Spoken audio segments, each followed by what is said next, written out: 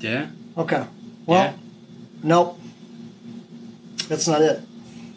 A movie? There you go. There you go. Is that cool or what? That's pretty sick. Come on. That's pretty sick. I was told that I have the look, okay, All right. of a villain, right? So, I got to do a photo shoot. Is that cool or what? You got to do a photo shoot. Okay, I got to do a photo shoot. And you can show that camera too. Yeah, There that you one go. too. Okay, right. Check Yep. that out. Is that pretty cool? Okay. That's crazy. That's me. Look at that. Dude, Is that's a it? good picture, man. Thank you. So I was told that I look like a villain when I did the photo shoot. That they could use me in an upcoming movie up in Virginia City. That's right? awesome. Is this cool or what? That's sick. I did not know that that this was going to happen. You know what? I think that's awesome. I don't know what kind of movie it's going to be. I heard maybe I'll be on a train like a villain or something, or take someone off a train as a villain, or I don't know what I'm going to be doing. Do you know who the producer or the film company is going to be? Yeah, I have the gentleman's name. I don't know if I'm supposed to relinquish that right now. Fine. I can't relinquish the movie. No, that's fine. But it's not an over the top movie like the Mustang was, as a border patrol agent. Yeah. But I'm going to actually be an actor in it. You know David, what? Honestly, I think that's awesome. Thank you, buddy. I appreciate that. But I think it that's goes really to cool. show you that things. What is it? Here's the thing: is like the work and the effort, and like being in the making connections and doing things. Look at that one. Yeah, dude. Look at that. That's crazy. Is that cool or what? And look at this one. Is this cool? Look at that. That's the bar sing. Look at the bar sing, guys. Awesome. Is that just cool or what? That's dope. That's awesome. And these are actors too I'll be playing with. But you know what? I just wanted to share that with you just to tell you, David, that you don't know what kind of doors. Check this out. Yeah. You don't know what kind of doors would open. Remember Yeah. Doc Durden? I told you about him. He was a great man. Yeah. And we did the folding of the flag. Yeah. Remember that podcast, guys? I don't know if you remember that. Yeah. Okay, so I was introduced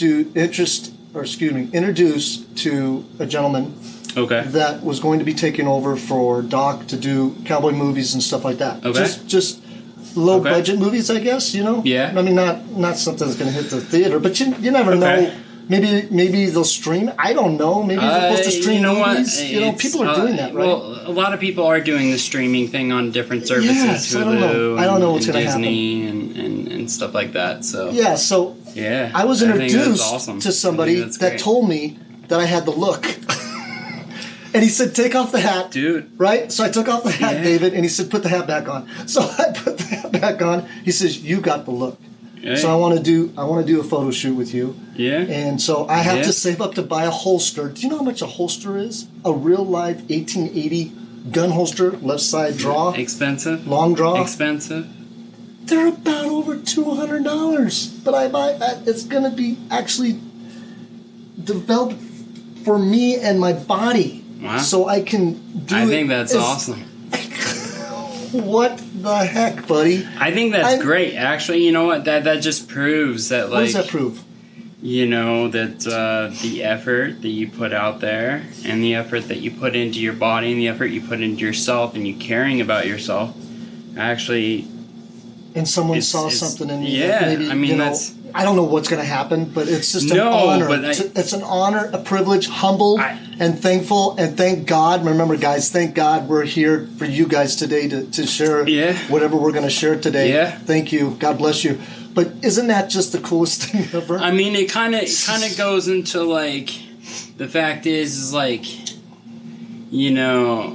there's something that from a Rocky movie, and it's like, the world is not all sunshine and rainbows. It's a very mean and nasty place, and I don't care how tough you are. It will beat you to your knees and keep you there permanently if you let it. Amen. You, me, or no one or nobody will hit as hard as life. But it ain't how hard you hit. It's about how hard you can get hit and keep moving forward. Exactly. How much you can take and keep moving forward. that's how winning is done. Now, if you know what you want, you know what you're worth, then go out there and get what you're worth. You're gonna be willing. You got to be willing to take the hits and not pointing fingers, saying you're not here because of him, her, or you. Very true. Very true. I mean, it's you don't know what is going to be put in your path.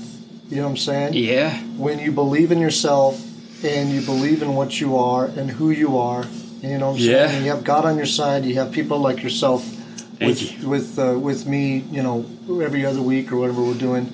But, you know, and people like yourselves out there, guys, watching us. You guys are making it. You guys are making us to come to you more and more and more and more.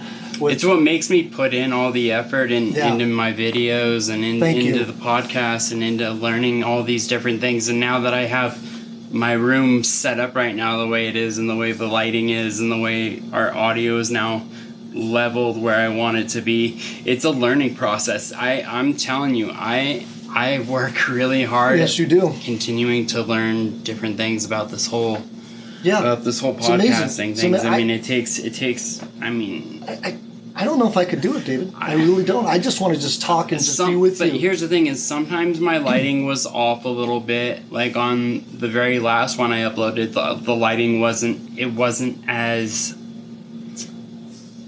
well tuned, at the level of where I wanted it. I put it too high where I couldn't bring it down, because if I did, it would make it all grainy. Right. So I had to do so much to actually just sit here and go, okay, well, I need to change this and this. So right now where the settings are, like now I know, okay, that's going to be the perfect position. Yeah. So next time I won't have to spend a lot of time. I can just set up everything in this position and it works. And then I have the background of the painting. That is so cool. I painted the painting back here with nail polish. With nail polish? How long did it take? Hold on. You know how big nail polish bottles are? Yes. Okay. I took over 300 bottles of nail polish to make this painting. Are you kidding me? And I just dripped it. Spent hours and hours just dripping all over. Like, that's a ton of nail polish. That's hundreds and probably $400 worth of nail polish, because I bought a storage unit that had a bunch of nail polish in it. How cool is that? So it's like, that is amazing, buddy. But it's like, I now have control of where I want everything to be and how I want everything to be set up, so that I don't actually have to, like, I can go, okay, that one was over there. Yeah. That one's right here. Yeah. The light is perfect up above. You don't want it, because look at that. It's not, instead of being sharp, look at how it just casts light over here. Yeah. See how the lighting's perfect. Right. Like, I'm telling you, when you want to do this kind of stuff, it's cool.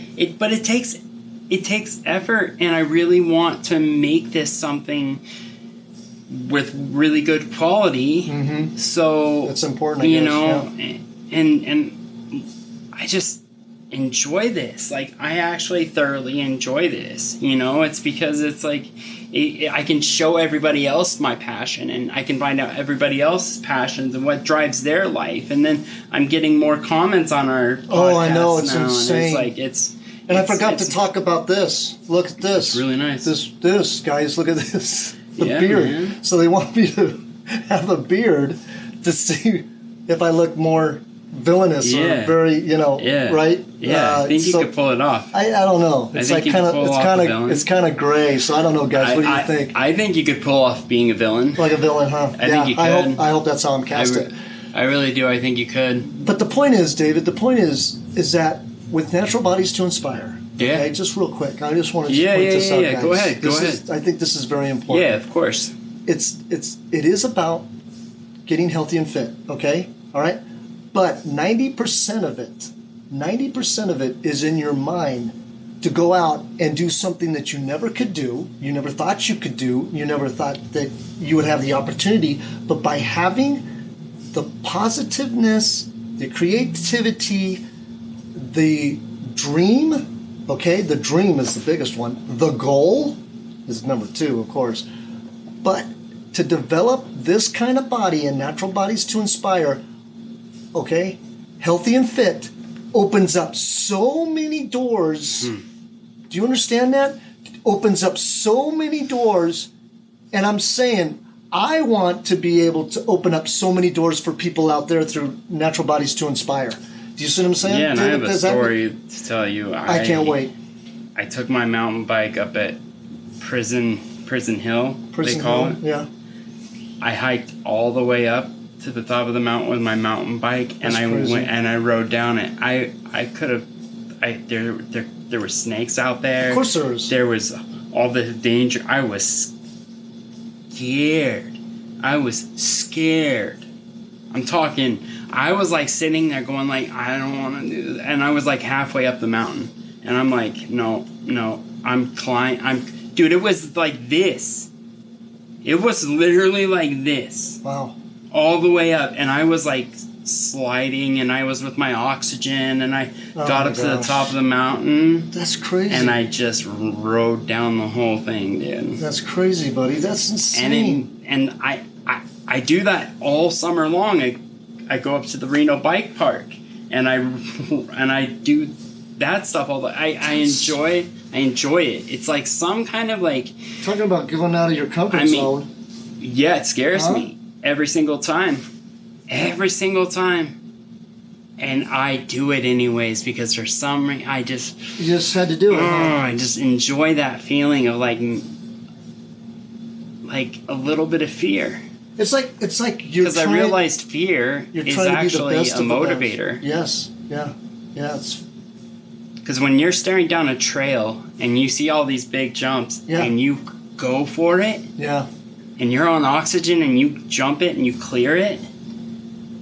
Like that's amazing. I was like, and these were like the medium level jumps. So they were if you didn't know what you were doing, you would like easily hurt yourself. But I just float over them, and if they were too big, I just floated over them. Wow. And I for some reason, I just enjoyed that that fear, the fear of like, I don't know what could happen. What could happen? Wow.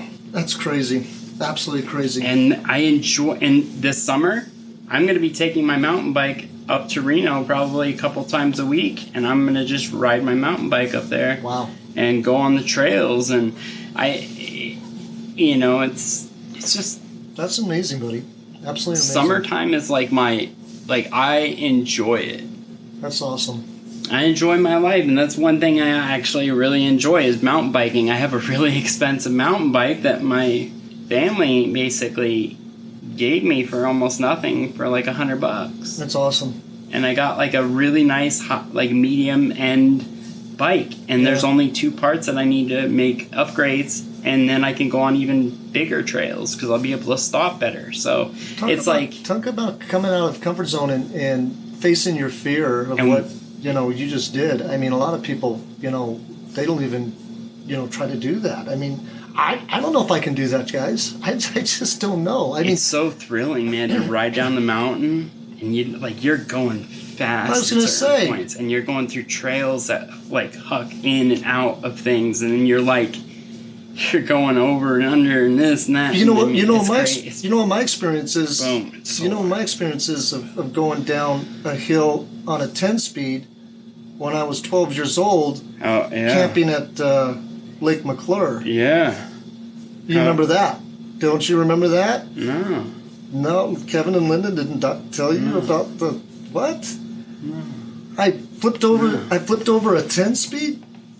I was riding a 10-speed around and around. Are you serious? Yeah, and I was about 4'5", roughly about 4'5", 4'6", about 13, 14 years old. So I'm pretty short, right? Really? I'm short. That's crazy. So I'm on a 10-speed. How big is a 10-speed for a 4-foot? That's a big bike. That's a big So bike. my brother's friend was watching me. He was with us, dude. And we were camping and water skiing up at Lake McClure.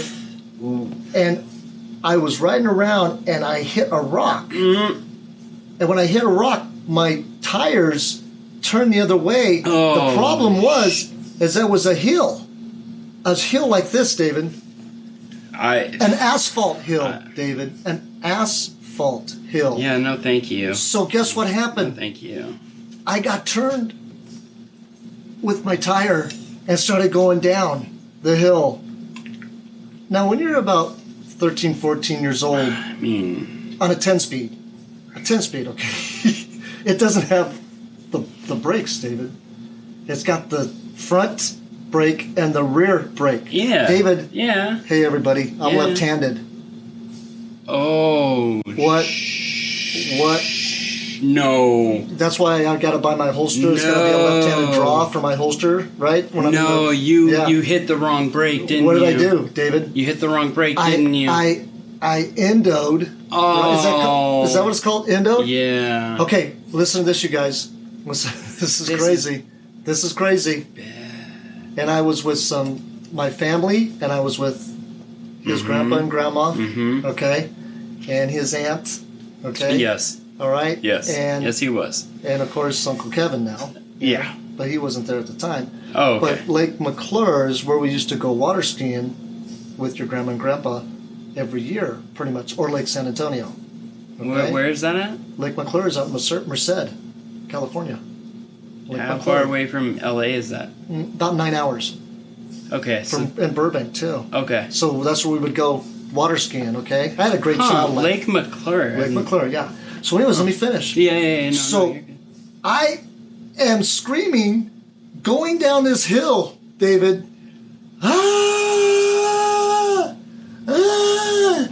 Right? And all I had to do, David, was go right down the hill, not panic, like David doesn't, not panic, but when you're that young. When you're that young and you're short, you're like, you're tense. You don't know what's going to happen. Nope. And the wheels like shaking, David. I mean, come on. You're scared. So I decide to get into the gravel, the dirt where the campgrounds are at. And here I'm coming down into people's campgrounds, straight down like this. I get over, I panic, put on the left-hand brake. What do? Fly over the handlebars, skid 25 to 35 feet with my face, knock out a tooth, and chip my other tooth. And this does not sound good. One day that we just got there, and we were staying for a week. Dad, Mom start running down the hill, people running down the hill. Or no, my mom didn't. My dad, Richard, ran down. Richard picked me up. Your grandpa. Yeah. Richard picked me up. Yeah. And took me up the hill. Okay. Got in his truck and his camper. Okay. Took me to the local hospital in Merced with my dad. My mom was hysterical. Okay, sorry. No, you can keep your head back like that. Oh, like that? Okay. And then the mic right here. Gotcha. So, I was hysterical. That was perfect. I was hysterical. My mom was hysterical. I think a lot of other people were hysterical. Right? So they took me to the hospital. Of course your mom would be hysterical. Yeah. Your mother... God rest her soul. What do you mean Dude, of course she... Marilyn was hysterical too. Marilyn was, I guess in shock and awe. But my mom was more in shock and awe. If you see your child, okay, if you see your child and they're hurt, right? Yeah. Any caring parent would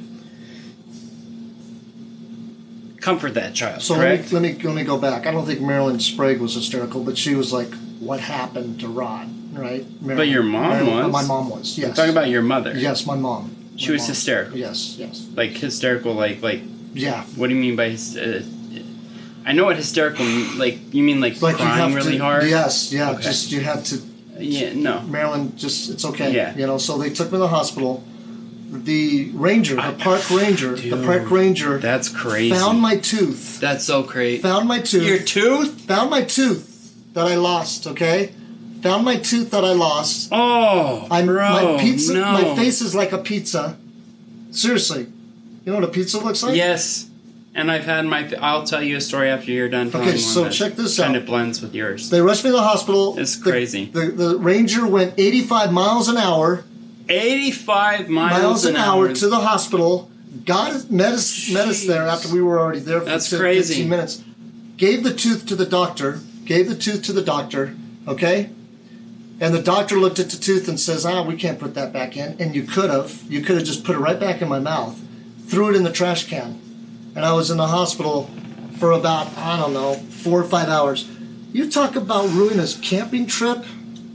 You know what I did, guys? I think I was only 12 years old. I had a sailor hat. A sailor hat. I would sit in the water with the life vest, the ski vest, a life vest. Yeah. Sit in the water like a bobber. Yeah. And with my little sailor hat. And just sit there and it couldn't get my face wet. I had Neosporin all over my face. We're talking a whole week. I couldn't water ski. I couldn't get in the sun.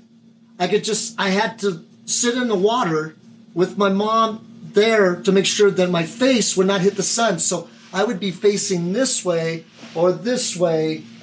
I mean, you talk about panic. You talk about panic, and so guess crazy. What? I won't be Mikey mountain biking soon.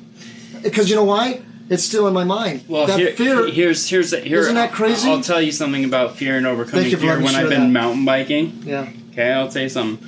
One of the times I went up to the Reno mountain bike park, right? Yeah. Went up there. I was having fun, and I went over this little jump, and I hit it wrong, and I smacked my head, and I have a full helmet, a full motorcycle helmet. Wow. And I got back up, rode the rest of the day, and I was fine.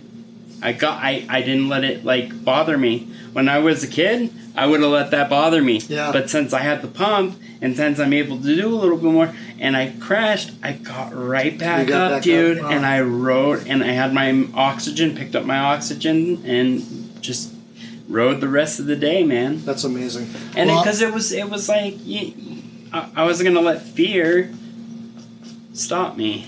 Well, I didn't let fear stop me because I water skied the following year and stuff that. No, but that sucks for your fan. I understand where you're coming from. You're like, man, mom has to now watch me. Yeah.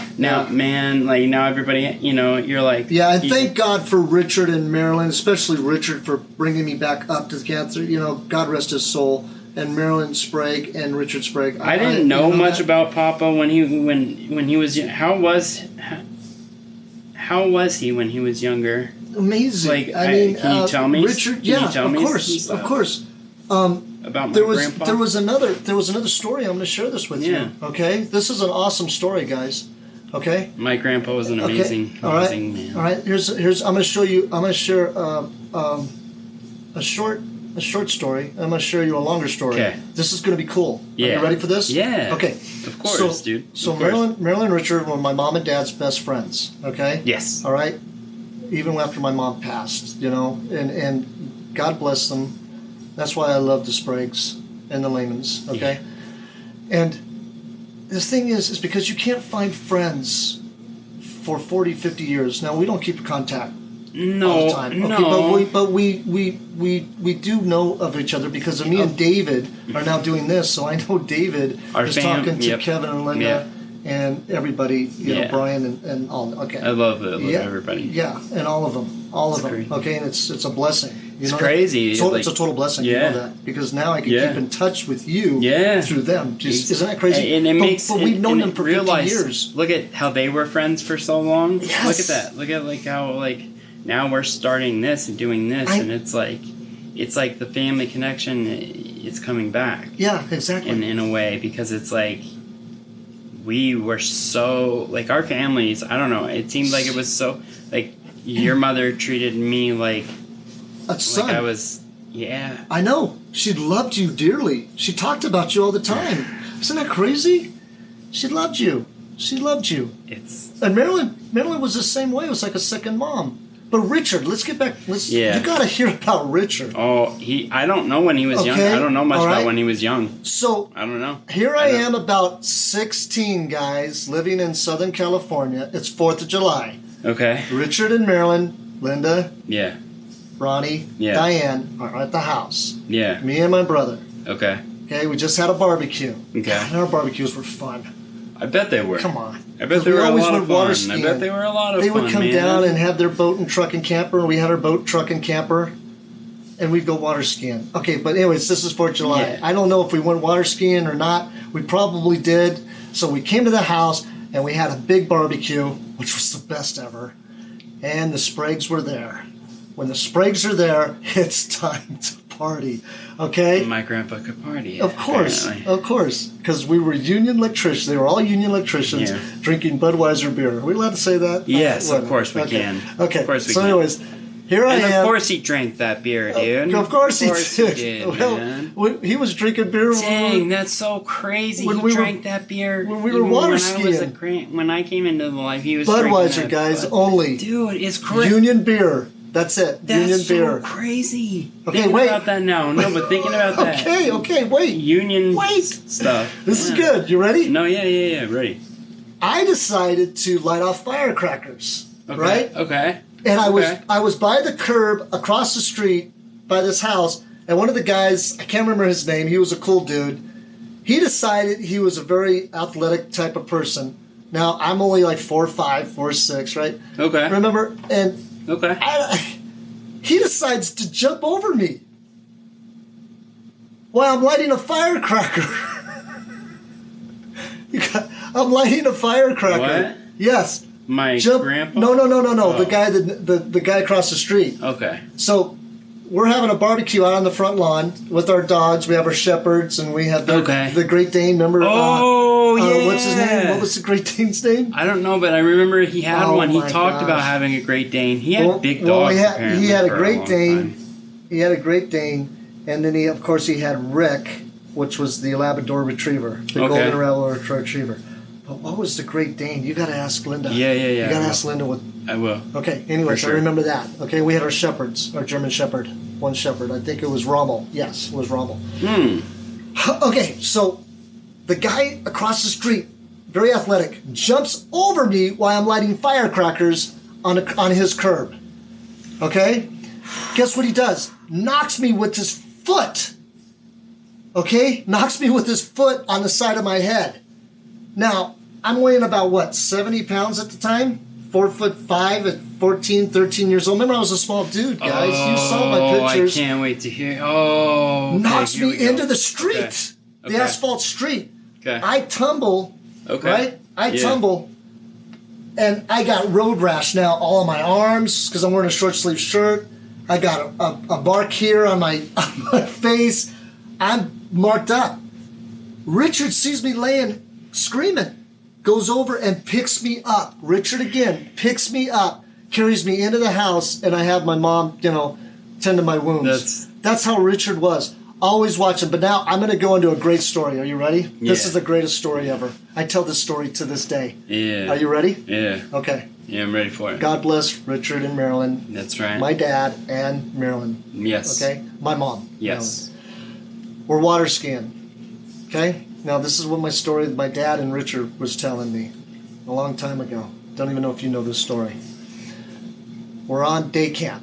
Day camp is where you set your boat up and then you have Okay. You know what I'm saying? You stay there. It's a little island out in the lake and you go there, and when you water ski, you come to your campground and you park your boats down a hill a little bit, and then you get in your boats and then you go to day camp. Day camp is going out to the lake, find a little island, and you set up there. You bring your you don't bring a barbecue. You just bring igloos, food, snacks and stuff like that. That's cool. And then you stay on an island. That's and then cool. You bring little umbrellas and you have your really towel. Cool. And then you set your boats up there, and then you go water ski, around the whole lake, and then you stay at the day camp. I don't know if anybody knows this. No, we did this all the time. Never. Not the campground, but day camp. Okay, here's the coolest thing. My mom was water skiing behind my dad's boat. You have the driver and my dad skiing about 25, 30 miles an hour, maybe 30 plus. I don't know. All right, check this out. Our boat is a V-hull, 16-foot with an outboard 85 Merc. Beautiful boat, that blue boat. I'll show pictures of it next time, okay? Yeah. I have them. Okay. I have them. Yeah. Okay? I'll show next time. Yeah. Anyways, check this out. Richard is a flagger, means you're in behind the driver, Okay, because there's a bench seat in the front and a bench seat in the back. He's behind the driver on the opposite side. Okay, so I'm confused. So you have you have my dad driving the boat here, and Richard's here. So here's the boat, right? Okay. So you have my dad driving the boat. Okay. And then you have Richard here, behind him. Okay. Behind him. It's a bench seat this way and a bench seat this way. Okay. Okay, 6 people. Yeah, 3 and 3. Yeah. Now I'm picturing it. Yeah. Okay? Yeah. So he's a flagger. Means that he's going to watch my mom ski in case she goes down. He'll put up a flag and tell my dad over his left shoulder, down. Marilyn's down. Like if she falls off the ski. Okay. You understand? Okay, yeah. So my mom's skiing. And Richard's right there, got the flag ready, you know, if she goes down. Cruising, beautiful water. Some idiot in a ski boat gets behind my mom and says, Sonny, don't do nothing. Keep going straight. I'm going to tell this guy to get away from your wife. And she goes, what's going on? So he looks back and he goes, that son of a... He's close to Maryland. So my mom's skiing and there's a boat behind her. So Richard's getting really pissed off and saying... Is that not... That's... You don't do that, right? No, you don't do that. You don't get behind... I know. No, it's okay. I'm glad you asked that. You do not follow close to a skier, guys. When you are in a boat and there is a water skier... You do not get behind that skier whatsoever. If do you have to have a license to drive a boat? Yes, you do. Yeah, you do. No. You just use your regular license, but you have to have a permit for your boat. So you have to know that you. But you need to know. You need to know the rules of boating. You need to know the rules of boating. All that you're talking about, I'm just like some of it's like my brain. If this is foreign to you, that's fine. But. So you're not supposed to follow... You're not supposed to follow like a water in a car, skier. Right? You don't want to follow somebody so close in a car, right? You don't want to follow somebody real Why close, wouldn't right? you want to Why would you want to follow... That makes Why wouldn't you want to follow someone close? Because if they fall, you're going to run them over with your boat. And that you're dead. Right. So, because if he has an outboard or even, you know, an outboard motor or an outboard motor, there's a prop. And that prop, once you run over the person, it could cut the person up. Oh. And a lot back then in the 70s, they had outboard engines on boats. That was pretty much where we were, you know, water skiing. You would see most people with outboard engines. You would see it in and out. That's so crazy. An inboard, outboard. You would see an inboard, outboard on boats, but most of them you had outboards, and that's what we had, an outboard Mercury engine, 85. Like I said, I'll show pictures next week. Remind me. Anyways, the story gets better, guys. Richard is trying to tell the guy to get away from Marilyn, which is my mom. Yes. Okay? Yes. And the guy just keeps cruising behind my mom. So he's asking for something. You think? So Richard says... Oh, boy. Richard says, okay... This is going to be... Richard says to my dad, okay, I'm going to tell Marilyn we're going to go around again, and I'm going to have Marilyn go ahead and go across the wake and then shoot across the wake, right, to go to the day camp. Because remember, we ski around the day camp area. Remember I told you that? That's why we're day camp. Yeah. So my dad says, okay, fine. Yeah. So you would think this guy, when Richard's saying, get away, go, get away, get on that side or go on this side, go. You know, Richard's screaming, right? And the guy's just like this in the boat, you know? And here's my mom right in front of her skiing. Okay? Check this out. Check this out. My dad says, okay, let's just see if he's going to follow. So we're going to go around again and then come around to the day camp, and I'll shoot Marilyn. So I'll shoot Marilyn over my mom. She's out of... So she's safe. So when he goes around nice and easy, Marilyn's behind. The guy follows again. Why? So my dad goes around like this. So when my dad goes around this way, my mom comes around this way and goes into the day camp. Okay, so she's safe. Right? So she's safe. So she's safe now. Okay. The guy drives by and Richard's just like, know how Richard was, okay? In his older days, but probably in his younger days, he must have been somebody you would not. No, really you didn't. You didn't. Screw with. You didn't. So check this out. Richard says, Richard says, Sonny, we're not done with him yet. Oh, no. Just stop.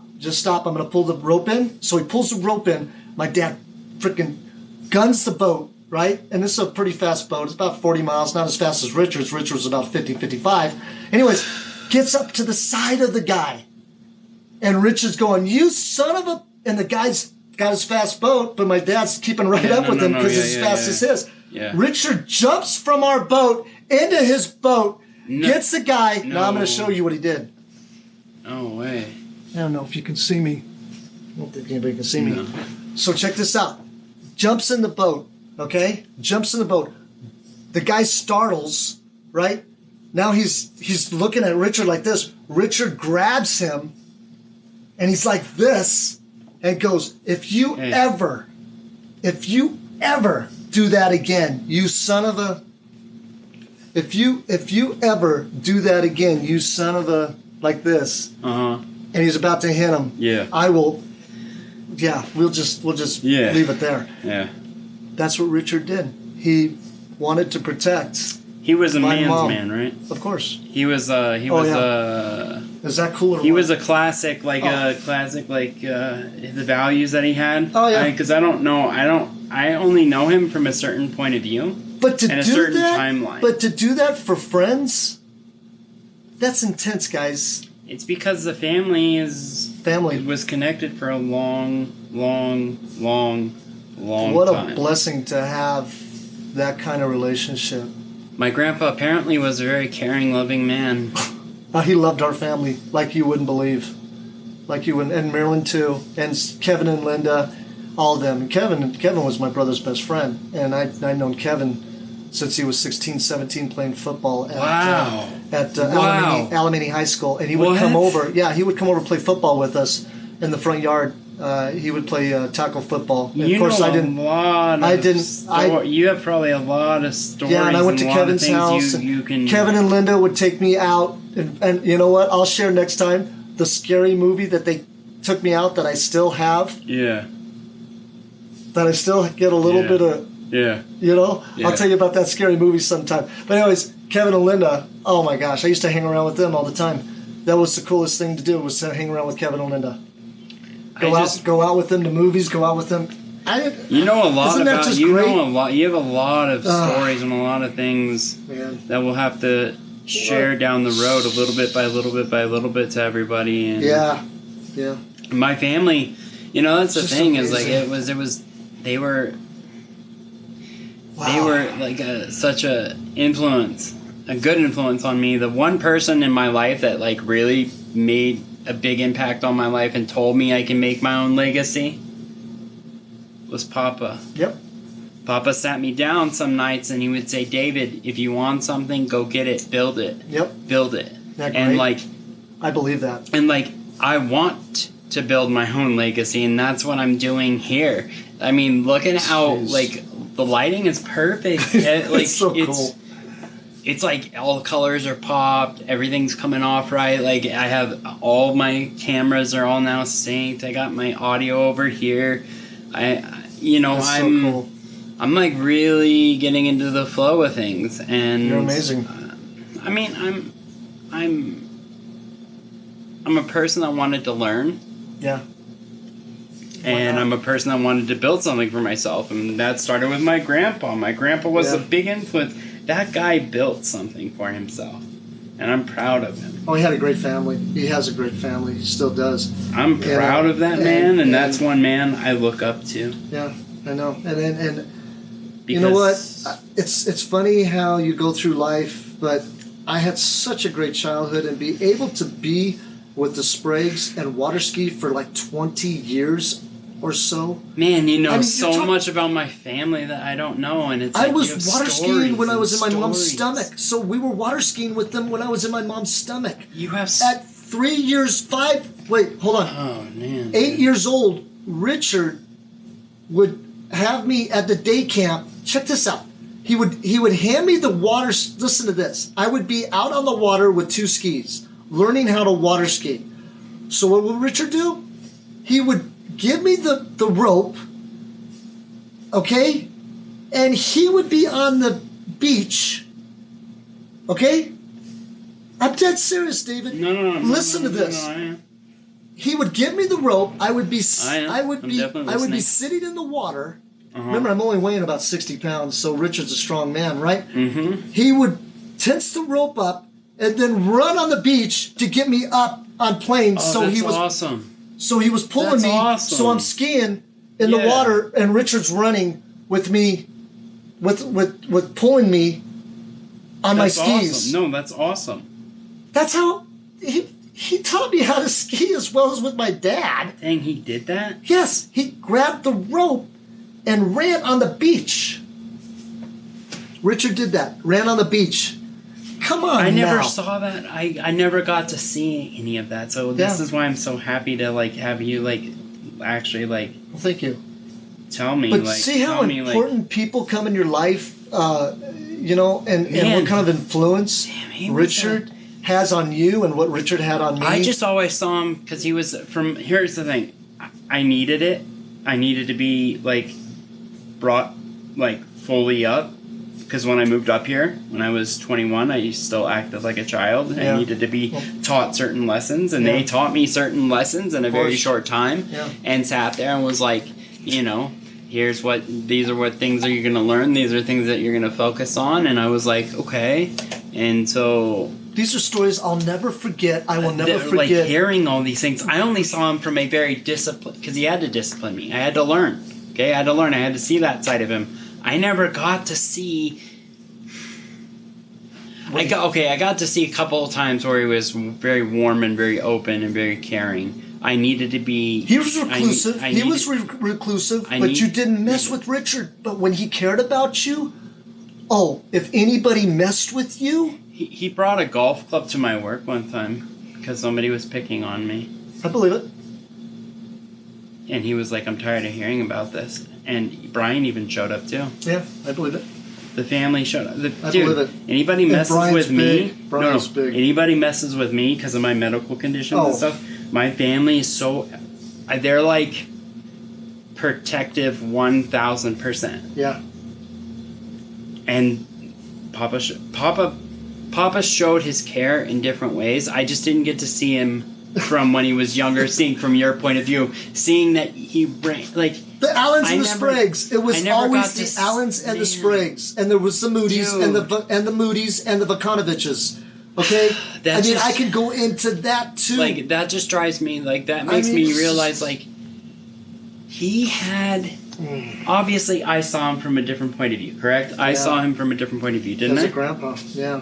But I never got to see him from your perspective. Water skiing. You understand that? Yeah, coming over to the house every weekend. I never got to see that. Oh. So hearing this is making him come back alive. I know, isn't that great? Is this the coolest thing that we are actually be able to share? I can share. I love my family. I love my family so much, and this just makes my heart warm. Hearing these stories, hearing these things that I never knew. When you realize that grandpa that you look at was, when in his younger days, he was a bad ass. Yes, yeah, he was a bad ass. He was a tough guy, but he cared, he had love. Yeah. I never got to see all those different angles, so hearing this makes his memory in my brain just spark, right? We used to hearing these things, right? Yeah. When people talk about family stories and stories within their circle, it makes their heart. I think it makes you just realize how much that you don't know about that other person. That in their younger days they were different. You just saw them from that different perspective. You didn't get to see that youthfulness. You're talking about blessings, That's so crazy, man. You have been you know so much that I don't know. Yeah. Okay, so one more story, because this is so cool. No, this is so cool. You don't even know this. You don't even know this. You don't even know this. Okay, so Marilyn and Richard had a tri-hull boat. Okay, it had 2 Mercuries on it, outboards again, and we had our ski boat. I don't know what you're talking about again. That's okay. It's a tri-hull boat. It's like a W on the front. It's like a W. That's a tri-hull. Okay, and 2 Mercury outboards on the back. What's outboard mean? Outboard engines. Remember, I'm going to show you the picture of our boat. Yeah, because you know your papa's boat that was the Sidewinder was brown and it had a 115 Mercury. Yeah, He used to go. I saw pictures of it. Yeah. He would go look for people to race. Are you serious? I'm dead serious. I would My love. grandpa? Yeah, I would love to be in his boat all the time because our boat was 40 miles an hour. His was 55. So he would go up to 55 miles an hour on water. That's fast on the water, right? Back in the day, in the 70s and 80s, a lot of people didn't. That's scary fast. Right? That's scary fast. Yeah. So I always wanted to be in Richard's boat because he would beat our boat. No way. And he was always about, racing and stuff like that, which is cool. No way. So check this out. Here's the story that's going to just warm your heart. Yeah. So we're over at Marilyn and Richard's house. Yeah. I got another story too. Wait, after this. Yeah. But here's the thing. We're over at Marilyn and Richard's house, right? My dad just got his ski boat, which I'll show you. Beautiful boat. Yeah. Richard says, I went to a place, Sonny, and I had them drop off 3 V-Hauls like yours. Yeah. 3 of them. And I bought this 115 Mercury outboard engine. 115. Now, we had an 85 Mercury outboard engine. He had a 115. If you want to look up Mercury outboard engines, look up 115, 85 back in the 70s. They're called the Tower of Power. The 115 was the Tower of Power. It had more horsepower in that engine that you could ever imagine, and it was so fast on the right haul that you wouldn't lose to a lot of races, and that's what your grandfather loved to do. So hold on a second. So we go over there. I am excited about boats because my dad just bought his boat, right? So I love our boat. Yeah. So we go into the backyard of your grandpa's and your grandma's, and there are 3 Hauls. Are you serious? Sitting on the grass and on the driveway, and he's got this 115 Tower of Power, and he's going, I don't know which one to keep. I have no clue which one to keep. He's got 3 Hauls. Brand new Hauls that they brought over to have him look at in his backyard, okay? And he doesn't know which one to keep. Well, he decides to keep the Sidewinder. Now look up Google Sidewinder. Sidewinder V-Haul 16-foot ski boat.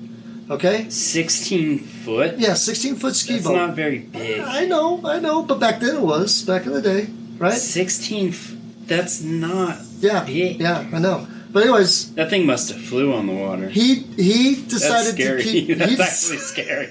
He decided to keep that Sidewinder and take the other Hauls back. Okay, so when we went water skiing with Richard, he would purposely go out and look for someone to race. Okay. I just can't imagine he would leave the day camp. And whoever got the chance to go with Richard was going to have a hell of a time looking for someone on the lake to go race. And that's what I love to be in Richard's boat. Love to be. And Jay knows this. Jay got to drive Richard's boat all the time when we were at Lake Powell. You know what's funny? Our families, we have so much interconnection. Oh gosh, that was just amazing, guys. Like we have several families actually that are interlinked in many ways. Now, and it makes you think, doesn't it? Makes you think like how lucky, how happy I was to have Aunt Diane, and how happy I was to have all the family I'm lucky to have, and Diane and Aunt Diane, yep, and she loved me, by the way. Oh, you know that. She was such a crack. Oh, she loved made the Alex. Everybody laugh. Oh, she I know. was a funny one. Yeah. She was funny. Her laugh was so unique. And Jay's dad. Jay's dad. Yeah, he was. His name. What's Jay? Jay's dad. Jay Torrey. Jay Torrey, right? And Jay. No. I don't know. I mean. Oh my gosh. I'm gonna have to ask Auntie Linda. Oh my gosh, I can't. Why? I got to figure that one out. Diane and Jim Torrey. Jeez Louise. Thank you. Jim, sorry. Jim. Sorry. God rest their soul. Yes. Diane and Jim. And going over their house and looking at their sailfish on the wall. Yeah. And they're pooling in the backyard. Oh, come on. We had the greatest times swimming in their pool at Jim and Diane's with Jay and Craig. Oh my gosh! But isn't it crazy how all this? How exciting! I had no time to get in trouble. You know what I'm saying? Dude, as a young young much kid, fun you all had.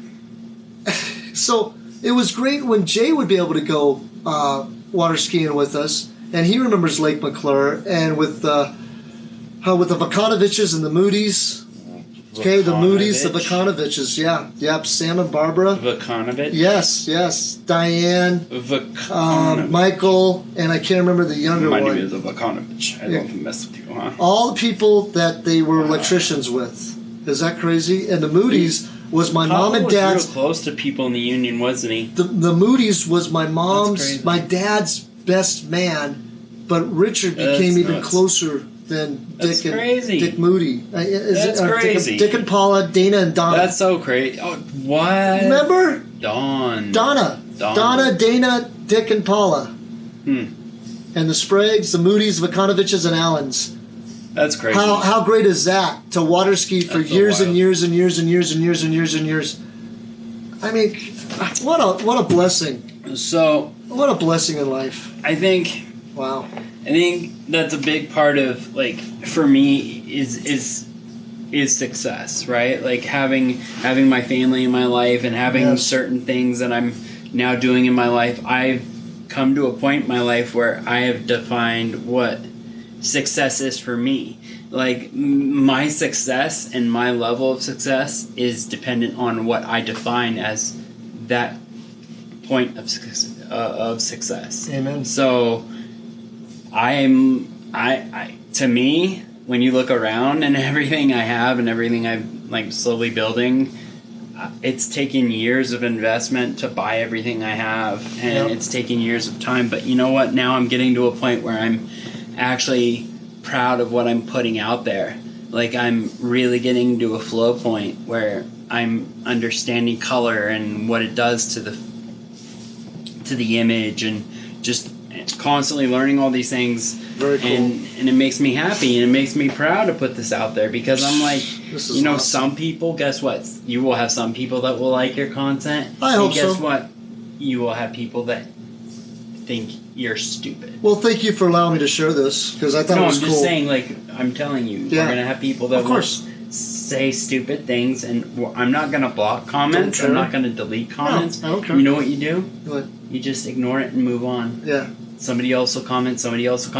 People that remove comments are people that are sensitive to their actual YouTube channel. I'm sorry, but that, to me, you should just ignore it and move forward, because guess what? They're not saying that to your face. Yeah. If somebody said that to my face, we'll handle it a different way. I gotcha. We'll take care of things a different way, you know? But, like, I'm not going to sit there and go, oh, you hurt my feelings. It hurts my feelings. It hurts. Yeah. You know, I've realized, like, my buddy has broken me out of that, like, oversensitivity to words. He's slowly done that. And guess what? I'm thankful for that. Because now, people have left us some comments that are a little, like, stabby a little bit, but they're light, they're not bad. But we will get some that will say we are completely stupid. Sure. And you know what? That's fine. That's their perspective. I guess the reason that we're just sharing this is because, you know what? What's really cool about life is the different kind of people you have in your life, and what kind of influence it gives you later on in life. Exactly. And you know what? When you don't need to be around people that are doing drugs and stuff like that when you're growing up, when you have families that go camping all the time and you're with them, you know, every weekend and stuff like that. I mean, for 20 years, guys, how lucky is that to be with the same people and having a different adventure? That's rare. How about that? How about a different adventure every time you're with them? And you go over for Super Bowls, and you go over for this, and you go over for that. And I mean, how great is that to go water skiing every year? In fact, I remember going to summer school, and I thought I blew it, David. I blew it to where I wasn't going to be able to go water skiing with my mom and dad or the Spraggs, right? Because we go water skiing in July and August. Wow. Well, guess what summer school kept us doing? It kept me there all the way up until the end of August. Ooh. And guess what? Richard and Marilyn and the Spragues sacrificed, as long as with my family, sacrificed leaving in July or August to go water skiing, or July to go water skiing. They waited for me to get out of summer school so we could go water skiing in August, late August. That's crazy. They sacrificed. That's so crazy. Everything. So they could still be with us, and I thank them for doing that, because they could have went without me, guys. They could have went water skiing without me for a week or two. They could have. And just says, you know what? No, they waited for me to get out of summer school. That's crazy. The whole family. What? What? I know. Why did they put the brakes on for one person, huh? I know. I don't know. Because they loved our family and we loved their family, and we still do. You know, I'm just thankful to be with you, because it's like being with the Spragues again. Oh, I have a story to tell you about your dad that you don't probably know. What? You think you have stories that you just no. What? Maybe my mom, because my mom was a gracious. I'm not saying nothing about my dad. Not too long ago, your dad gave me a stack of money when I needed help. What? Are you kidding me? You want to hear the story? Yeah, he loved you. I know he did. And he was angry when I told him what was going on. When was this? A long time ago. Well, yeah, because he's been gone for what, 3 years? I know, it was probably. He gave you a stack of money? 7 years ago. My dad did. Yeah. Yeah. I needed help. Are you kidding me? I needed help bad. Nobody else would help me. So. What? Yeah. No one else would help me. So I ran into him. I was at Gold Dust West. I was bowling, and was Kevin there, or because Kevin was bowling? No. Okay. It was just me, and I was like having a rough time. I was like trying to figure out how. I don't know. I needed like $100 or $200 or something like that, and like I was cashing in a bunch of coins because I didn't have money, and I ran into your dad, and I was like, he ran into me, he stopped me, he's like, "Hey, David." I'm like, oh, hey, how's it going? And I looked at him, and he looked at me and went, "Are you okay?" And I went, no, not really. Wow. I talked to him for a while, and then he pulled out his wallet, pulled out a stack of money, folded it in my hand, gave me a hug, and said, "This is for you." Are you kidding me? I was at my last, like, I was so stressed. Did you tell him that you needed money, or did you just pull out money? No, I just was like, I told him, I was like, I'm cashing in these coins. He's like, because I had a big bag of coins. They were like a bunch of pennies and nickels and dimes and not many quarters.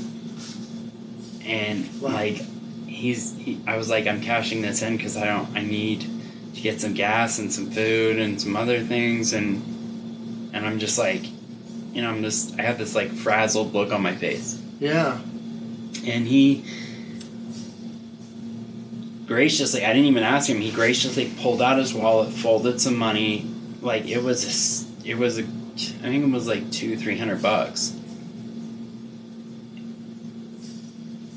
and just said, "Here."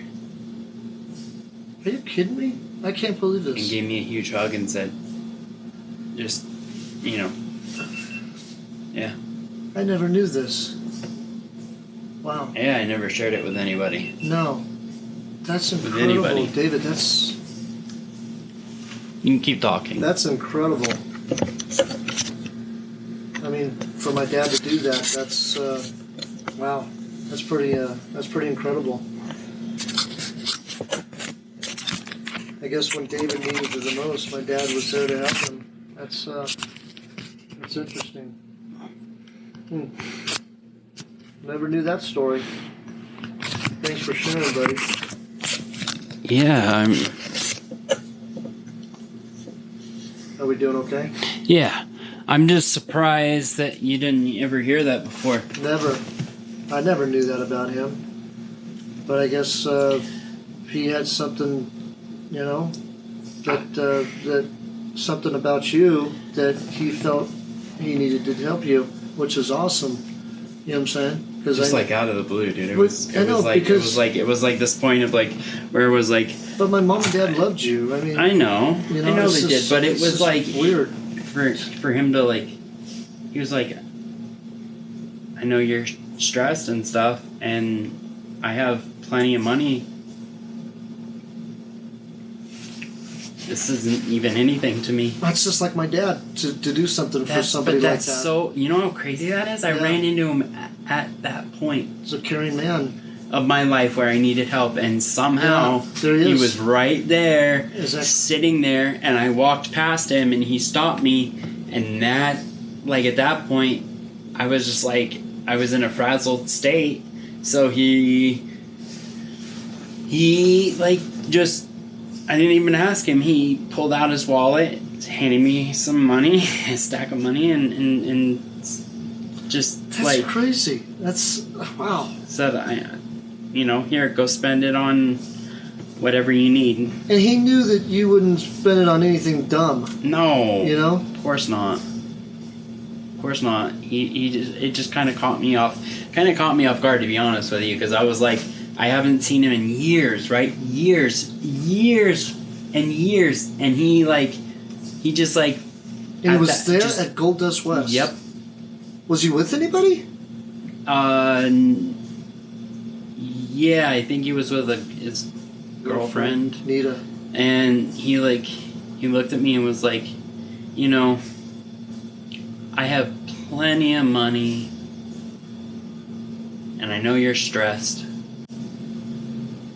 And I haven't seen him. In so long, and it's all of a sudden he just was like, here, take it. And then I left, and he said, and I gave him a hug, and I said, bye, and he said, bye, and I told him I cared about him, and he cared about me, and I left. Wow. It was one of those moments where it's it blows you away, because you don't, it was probably 10 years since I've seen him. Right. So it was just wild. I never expected it, and he just was generous to me. So I know you probably didn't know that story, so I wanted to share something with you that you don't know. Blown away. Thank you. Wow. When I needed help the most, he was there. Yeah, isn't it? Not anybody else in the family, but my dad. Wow. Yeah. And you know the story about my dad too. Just wow, that is crazy. Wow. Yeah. He told me he loved me, and I told him I loved him, and he was proud of me. Yeah. That's what he said. He was very proud of me.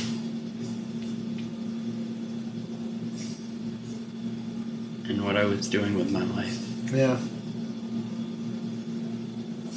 Yeah, man.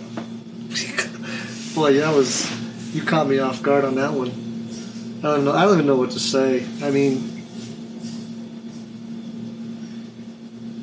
wow, that's awesome. God, that he was able to help you.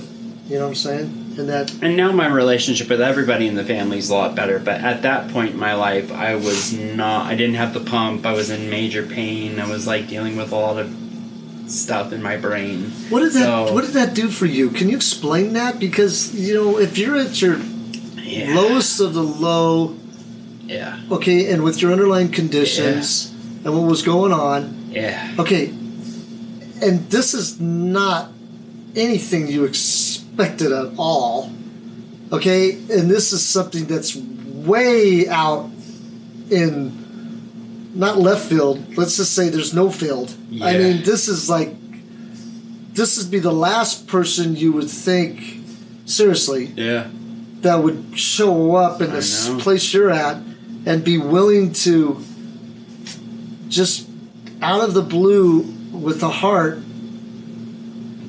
as gracious he was, to just give you whatever he probably had in his wallet. I don't know what he had. Maybe he had more than, it doesn't matter. The point is that what did that do to you mentally to know that it took a weight off of my brain, so my body could actually rest for a little bit? Because when you have like cerebral palsy, and before the pump I was having spasms all the time, my body was in pain, I was really hurting bad,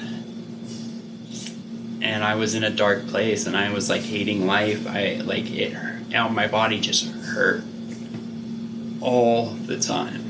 And you were there to cash in coins. Is that what I heard? Yeah. You were there to... I was there to cash in some coins. Cash in coins so he can have some extra money. So I could get gas and some food. Some gas and food. And my dad is there and gives you $300 and you haven't seen him in 10 years. Mm-hmm. I think it was $200 or $300. Well, yeah, whatever, $200-300. And then that took off all your... It took, because I could eat for, like, the rest of the week until I got my next paycheck, and I was able to get gas to get to my... Like, Wow. That amount of money helped a lot. Like, a lot. I guess it's just the point that he gave it to you, the caring and the love that he has for you and the family. I told nobody this, dude. This is my first time sharing this story. With me? Yes, on camera. I wanted to get your true reaction, buddy. Welcome to the internet. Holy crap.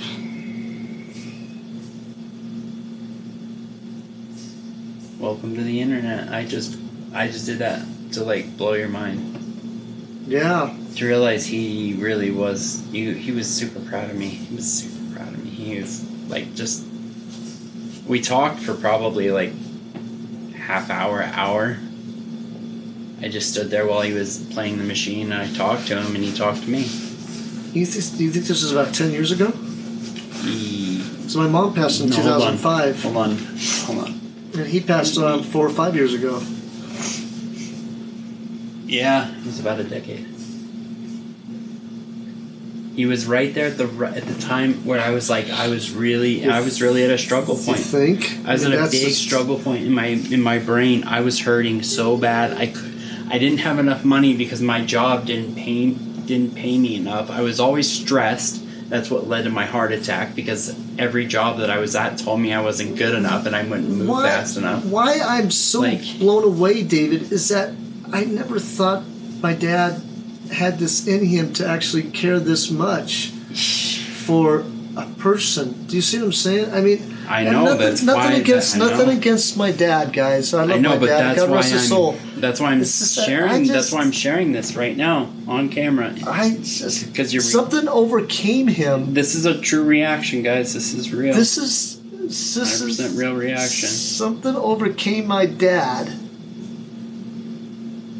for the love of David, to give him money to help him. Something overcame him. Something came into his mind. And Adam is a caring person. Unbelievable.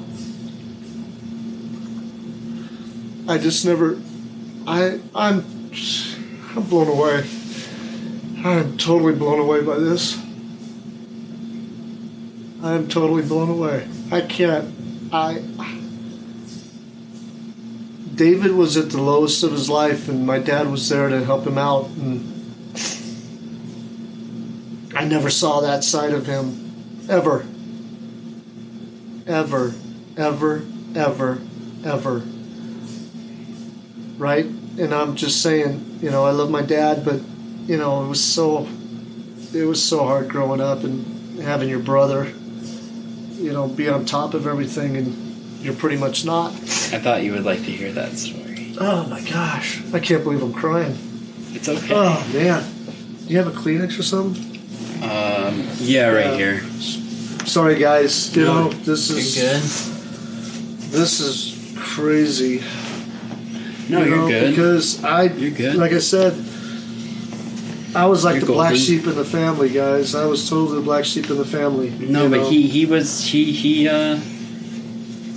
just looked at me and was like, yeah, this is free. Don't worry about it. Don't like he. Why I'm blown away, David, is because I never seen this side of him. Do you understand? I know. This is not what I'd say. Oh yeah, Sonny, my dad. Yeah, not a problem. He would do no.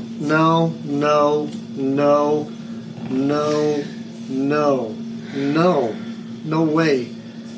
But for the love that he had for David and the Spragues, dude, and I'm telling you, for the love that he had, he loved me so. Yeah, he thought nothing but good things. I asked him, I'm like, what do you think of me? He's like, I think you're doing excellent. I think you're doing great. I'm proud of you.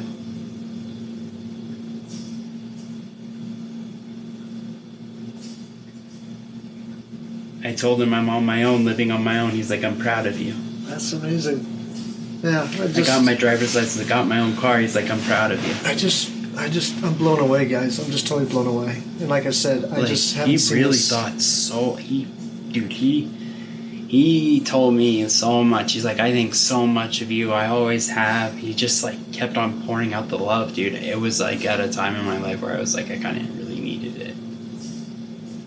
Because Grammy and Papa were...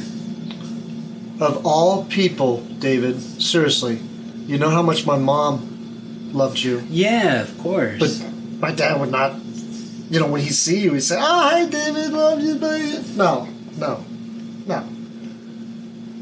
Even gave me a hug, too, that night. They gave me money. See what I'm saying? I would have to give my dad a hug. I'd have to go first. Do you understand, guys? Yeah. I'd have to go. Do you understand? I don't know if you guys really understand. I'm just trying to show you a different point of view. I know, but he hugged him. Yeah. Do you know? Yeah. I've never seen that. Yeah. Do you understand, guys? Yeah. Do you? Yeah. I never saw that. I would go to my dad. My mom would come hug me. I would go to my dad and hug him. It was never, what is that, the reciprocal? What is it? Is it reciprocal? Yeah. Where he would come to me, right? Mm-hmm. Yeah, dude. Like he did that, man, for me. And then I didn't ever see him again after that point.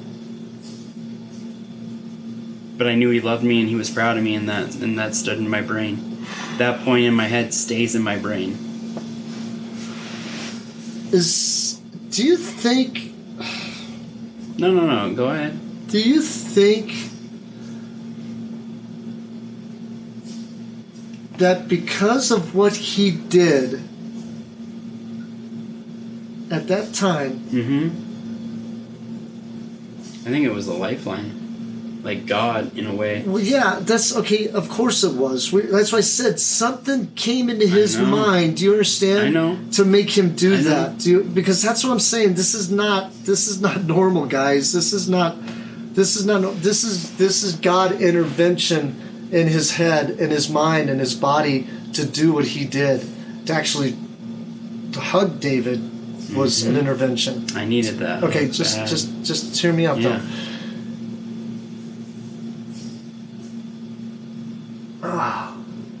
Do you think... Sorry I blew your mind, dude. You're like speechless right now. I am. But do you think... Because you never got to see this side at all of him. Never, guys. You gotta understand, I never saw this side of my dad, ever. Yeah. Okay? And when he was on his deathbed, I wasn't there. But at least you know. I know, but just let me just. I know. Yeah, yes, I know. He was a great man. No. I understand. But not to you. But not to you. No, and you know what? That's okay for David to say this, okay? But I'm not knocking. I'm not knocking my dad at all. I love him, and I told him I loved him before he died. Of course. But my brother was there, and his. Like, this is a really surprise to you, big time. My brother was there, and his grandson was there, but me and my daughter were not allowed to be there.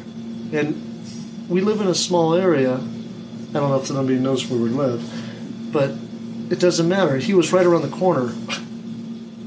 But okay? Isn't this? And I wasn't supposed to be there. I guess I don't know, but I was not invited to be at his bedside when he died. I was not allowed to be there. No, but anyways, I'm just glad you were able. I'm just glad I was able to share this with you. Yeah. Just my last question, I guess, is.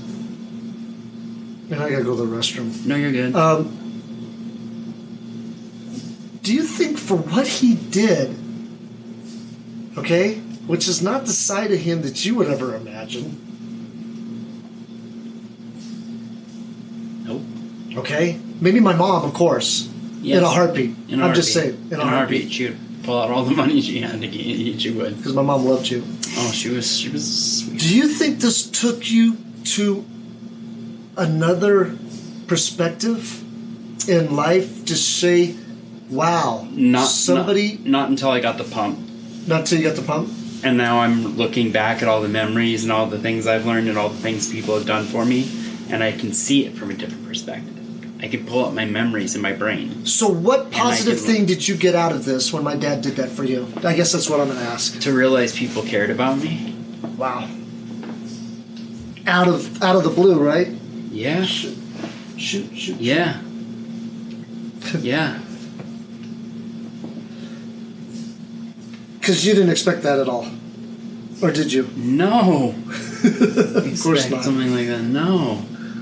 I didn't see him for a long time. I haven't talked to him for a long time. I was just expecting like a conversation. Hi. Yeah, just to say hi, huh? And then when I was like, I'm taking these coins over to cash them in, he's like, what's up? And I was like, this is all that I have left, and I need to get this, and this. He's like, that's not enough. And I'm like, I know. And he just gave me money. Reached into his wallet and gave me money. I'll be right back. I'll be right back, guys. Okay. Oh, shit. You want me to turn that off or no? No, you can leave that. All right, I'll be right back. Talk, okay. David. Your turn now. All right. So... Ouch. Let me see. Life can be a mystery, and I don't know, I think that like learning about yourself and learning lessons and doing things like this are really, really important.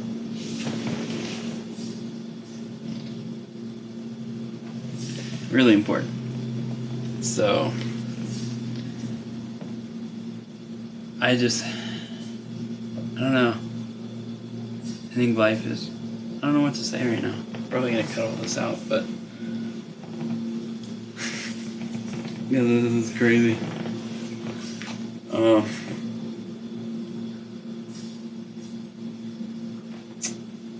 see.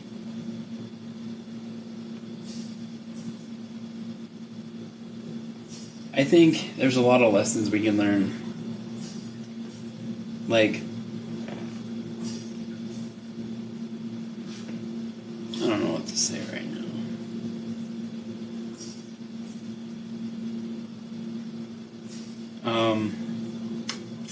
So the art behind us, I painted, like I told you guys earlier. I painted that with nail polish. It took a really long time to do that. Like a really long time. But it was worth it. I think it was. Yeah. Alright. Wow.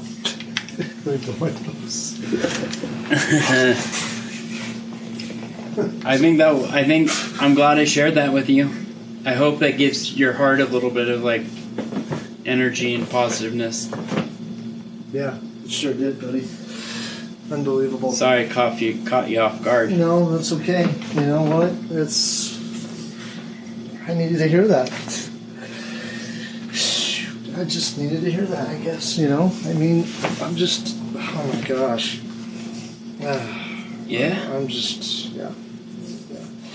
Yeah, it's... I'm just... Yeah. I don't know what to say. I just don't know what to say. I mean... This is live. This is live. This is... You know, it's recorded. It's recorded, but you know what I mean. It's just... I can cut it out if you want. No. I don't know. Should you? No. I'm just joking. This is true emotion. True emotion. He helped me when I was in my... That's like the last person I thought would ever help. Yeah, I wouldn't expect that. I was blown away. Thank you for sharing, buddy. Gosh, yeah. Wow. Yeah. Wow. Yeah. Oh my gosh. There are certain people in my life that have like popped in and out when I needed something. Talk about a blessing. I've had a lot of them. Yeah, so have I. That's just incredible. Especially my dad. Wow. Yeah. Where do we go from here? I don't even know what to say anymore. I'm just, oh my gosh. Thank you for allowing us to share this, guys, because this was a surprise. I hope you enjoyed, what David said.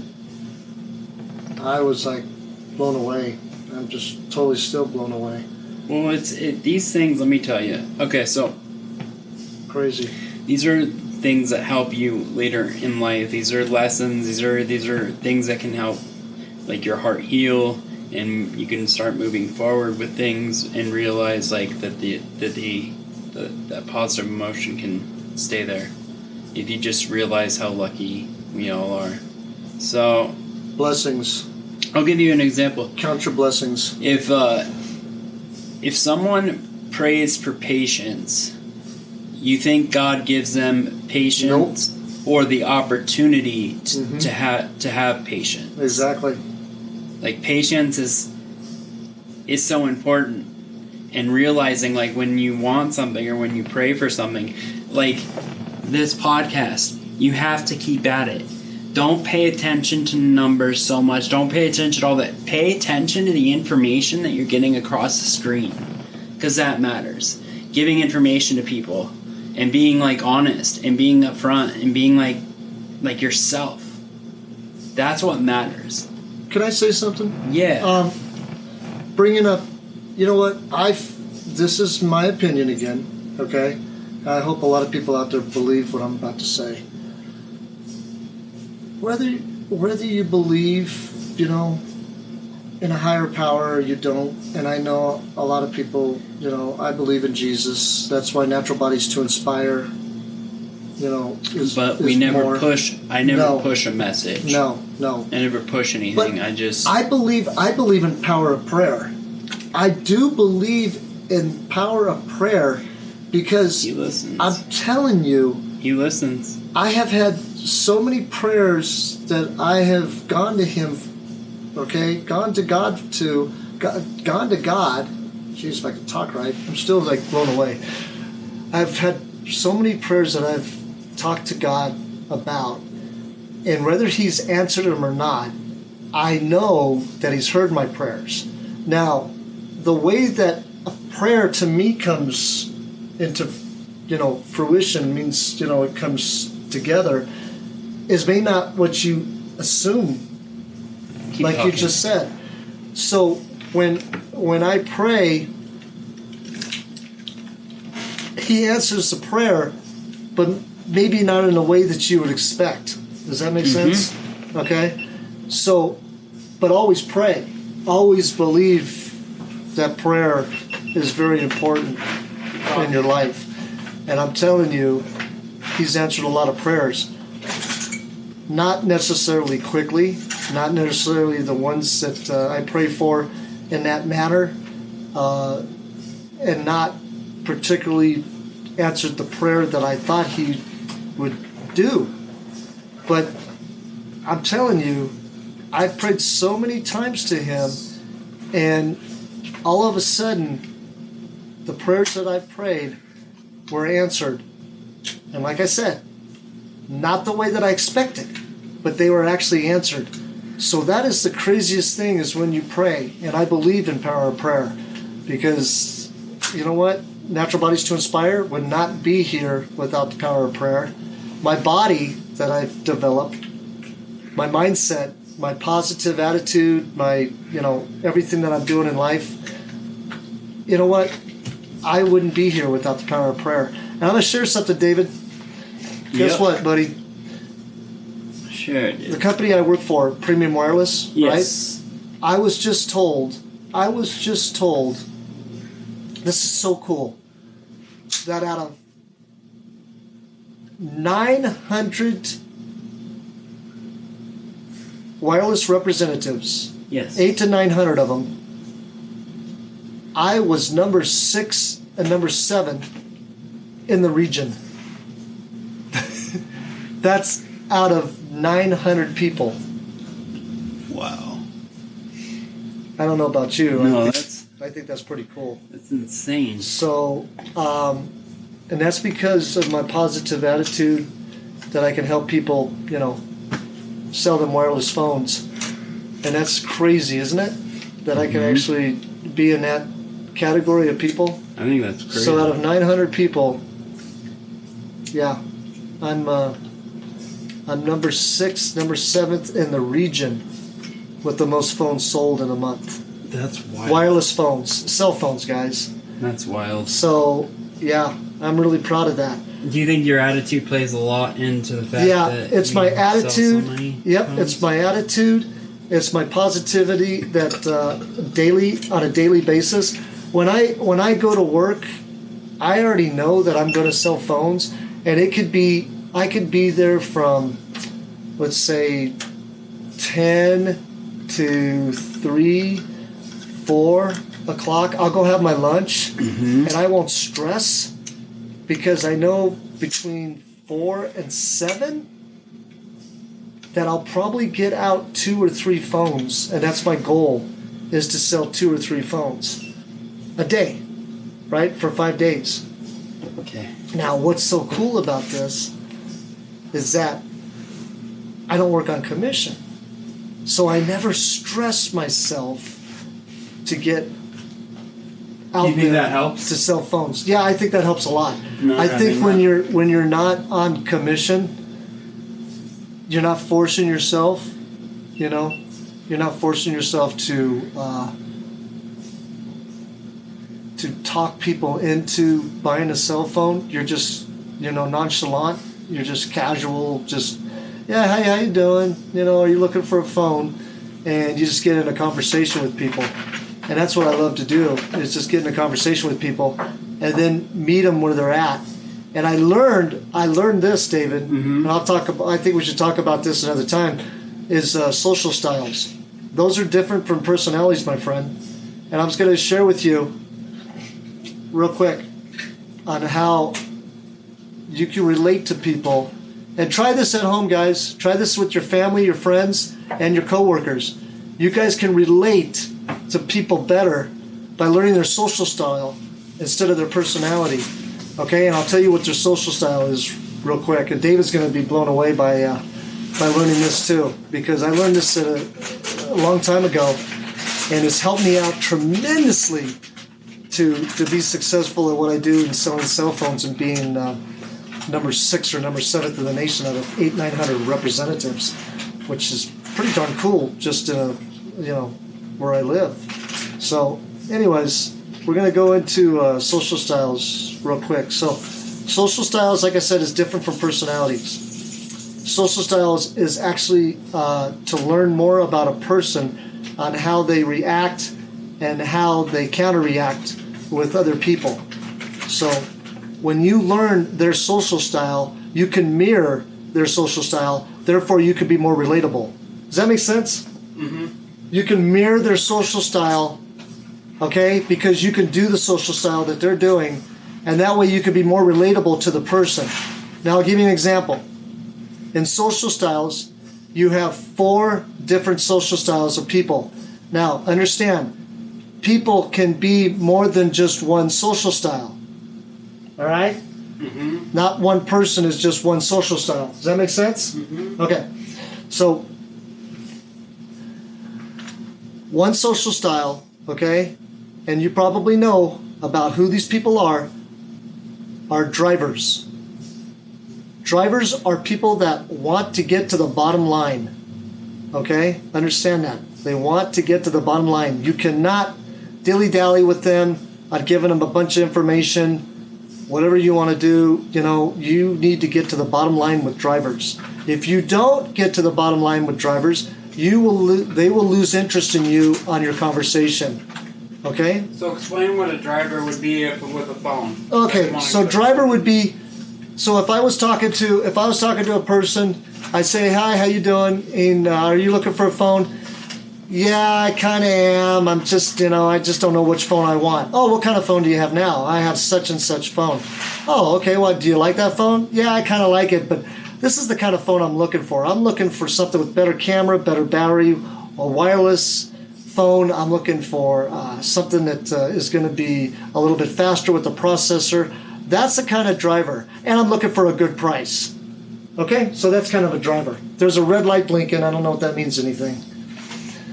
So I'm like, okay, so yeah, let me show you a phone that I think is right up your alley. Okay, so I'm like, come over here. So I show him a phone, and I show him the cameras, I show him the battery life, and I talk about the processor, and I talk about this, that, and the other. And and he tells me right off the bat, "This is the price I want to pay. I don't want to pay any more. And you know what? If you don't have this price for this phone, then I'm going to go elsewhere." How many people do you know like that? Right? Mm-hmm. Okay? That's with anything in life that they do. They want to get down to the bottom line. That's it. Pretty much. So you can't say, "Well, this person, here, let me show you why this camera is so good." No. I want to know if the camera is better than the phone that I have now. "Well, let me show you, let me just No, it is the best. It's the best camera by far, better than your phone. That's getting to the point, right? Mm-hmm. You're not going to explain the camera. You're going to say, "Okay, yeah, it's the best camera, period. Don't worry about it. It's that. Let's move on." Now you said the processor. "Oh, it's got such and such processor. That's the best processor." Battery life, how about 4,000 or 5,000 milliamp hour battery life? That's the best battery life that I can imagine out there. Wouldn't you agree? Sure, that's okay. So there you go. So there's a driver. The second social style is analytical. Okay? They analyze everything. How many people you know like that? Okay, so I'm looking for, you say hi to them, I'm looking for a phone that has this capability, has this camera quality, and I want to make sure that I can have at least 2 days of battery life. And I want to be able to take clear pictures because you know what? I have seen other phones before. Yeah. And you know what? I just want to make sure that this is the right phone for me because, I've done a lot of research on this phone. So they're analyze everything. That makes absolute sense. I totally agree with you. Let me show you why this would be the best phone for you. Let's just talk about this. 1, 2, 3, 4. I'm analyzing with them. I'm not saying it's the best phone ever. Just buy it. I'm not saying that. Like the driver's like, I want to know if this is the best phone that I should just buy now, right? So that's the second social style. We got driver and analytical. Okay. The third one is fun, expressive. Now this is me, you guys. This is expressive. I come up to a person. "Hi, how you doing?" "I'm doing great. How are you?" "I'm doing fantastic. What brings you in today?" "Well, I'm looking for a phone." "What kind of phone do you have now?" "Well, I have such and such phone. I'm looking for the phone that has this, and this. I want to be able to take some crazy pictures. Look at this picture.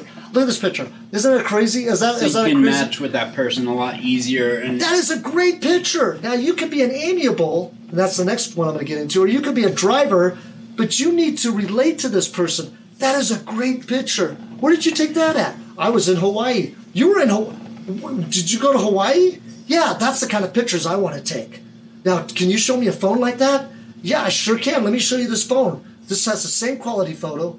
Guess what? It's a little bit better than your camera. So when you're in Hawaii, you can actually take better pictures. Well, I'm not going back to Hawaii again. Where are you going next time? Oh, I don't know. We're going to go to New York. Great. So when you're in New York, you can take some amazing pictures. That is the expressive. Okay, have a great day. Just want to say, That's me, probably. It would be, because you know what? You would say that you get excited about things like the podcast. When I come over, you're excited, right? Yeah. Okay. Next one. Amiable, reclusive. Okay, and then I'm gonna talk about what social style in the animal kingdom that you can relate to people about. Okay, so now let's go to amiable. Amiable is a person. I'll give you an example. You're in school, okay? The teacher tells you, come on up. And you are going to tell me in a couple sentences or phrases what you did for summer. Really? You want me to tell you what I did for summer? Oh, okay. Well, I went to my friend's house and we played a game. And my mom and dad had a barbecue, and I invited my friend over to the barbecue, and we sat around and we played outside. We played basketball. And we did whatever. That's pretty much what I did. That's amiable. They're reclusive. They just talked. They're not like an expressive. Are you kidding me? What I did for summer? Oh my gosh! I went over to my friend's house. We played games. We had food, and then we came back over to my house and had a barbecue, and we played basketball. Oh, you should have seen me. I was playing basketball so good. I was like shooting hoops and making them in all the time. Like an expressive. That's an expressive. The amiable just told the story the different way. Nothing wrong, nothing bad about social styles. So now let's go to the animal kingdom. Okay. And let's put the driver, amiable, expressive, and analytical in an animal kingdom. Are you ready? Yeah. Driver, lion. Check this out. Lion walks into the jungle, looks around, right? A monkey is an expressive. Monkey. Okay. Comes up. Hey, how you doing? Lion's like, I'm doing good. Did you do what I told you to do? Bottom line, right? Yeah. I did. I did exactly what you told me to do. Now I'm going to go up and talk to. The giraffe. He's an analytical. Okay, well then get out of my way. All right, I got things to do. I got a jungle to run. Just leave me alone, okay? And that's why I don't want you to bother me. Wow. I'm glad you did exactly what I told you to do. And this is a driver. This is a lion. So the monkey, expressive, goes up a tree and goes to the giraffe. That's an analytical. The giraffe is up there eating the leaves, right? Giraffes eat leaves, right? Yeah. Monkey comes up, hey giraffe, I just got done talking to the lion. And he says that he wants me to have you do this, this, and this. Really? Why? Why does he want me to do that?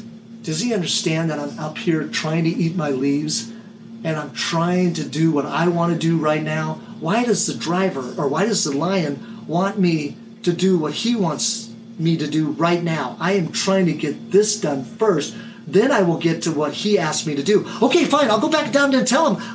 He might not be happy. He's not going to be happy. I guarantee he's not going to be happy. That's expressive. That's the monkey going back to the lion to talk about the analytical giraffe. Yeah. Does that make sense? Yeah. Yeah. Amiable. Turtle. What does people... Turtle. They're reclusive. What do? They hide in their shell. Couldn't that be part of one and part of another? Yes, you can. I just said you could be multiples. Okay. Because I think I'm two. I think I'm the turtle. What do you think I am? What do you think I am? What am I? The monkey and the turtle? I'm the monkey. Yeah. No, the amiable. Amiable is the turtle. Reclusive. I'm both of them. You will put your head in the shell and you will peek out and look around and go, I don't think I want it. Now, I'm going to go right back in my shell. I'm going to go back out. No. Now, so here's the amiable. So now here's the monkey to an amiable. Hey, turtle, how you doing? All right.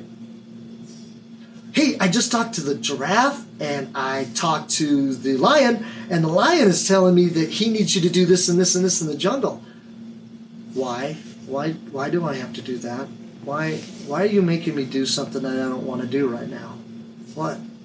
Did the lion say this?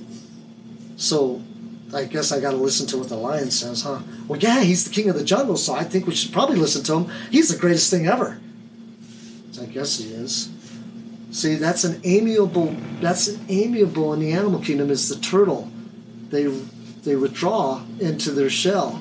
They don't want to be called out. They don't want to be put in front of. Oh, wow. You know what I'm saying? I'm half turtle and I'm half monkey. Seriously. So there you go. So here we go. Let's do this again. Social styles, not personalities, guys. No, I know. Yeah. So when you're relatable that's so crazy. to different people with different social styles and you can mirror them, you can be more relatable and they can actually accept you for who you are, but you don't change your social style. No, you just identify relate. it. You identify so it and I reflect relate it, to right? Exactly. Identify and reflect so it. why you identify and reflect it. Why you think I'm successful by being number 6 in the nation? That makes so. How am I successful, David? By being number 6 in the nation of 900 representatives. I know how to reflect their social style. So when they come up to me, David, hi, how you doing? How you doing? And they say, I'm all right. Well, what brings you in today? I'm looking for a phone. Well, what kind of phone do you have now? Just Samsung S7. You know, I don't like it.